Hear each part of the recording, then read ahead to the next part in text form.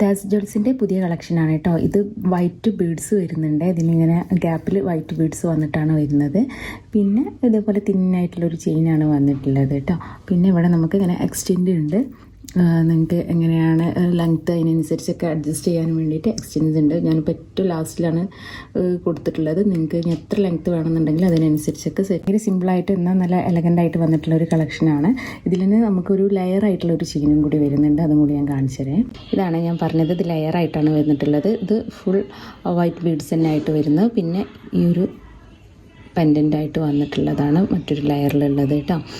ഇത് നിങ്ങൾക്ക് ഇനി സെപ്പറേറ്റ് ആയിട്ട് അങ്ങനെ ഇടണമെന്നുണ്ടെങ്കിൽ അങ്ങനെയും യൂസ് ചെയ്യാം. ഇവിടെ നമുക്കത് അഴിച്ചെടുക്കാനൊക്കെ പറ്റും കേട്ടോ. പിന്നെ എക്സ്റ്റെൻഡ് ഉണ്ട്, ഞാൻ പറഞ്ഞ പോലെ തന്നെ അത്യാവശ്യം വലുതാക്കിയിട്ട് ലോങ് ആയിട്ട് നിങ്ങൾക്ക് ഇടാൻ പറ്റും. ഞാൻ ഇപ്പോൾ വീഡിയോ എടുക്കുന്നതിന് വേണ്ടിയിട്ട് ഇങ്ങനെ അഡ്ജസ്റ്റ് ചെയ്തതാണ്. നിങ്ങൾക്ക് ഇതിന് ലെങ്ത്ത് കൂട്ടണം എന്നുണ്ടെങ്കിൽ അങ്ങനെയും ചെയ്യാം കേട്ടോ. ഈ പെൻഡൻ്റ് ഉണ്ടോ നല്ല ഭംഗിയിലേക്ക് കാണാൻ.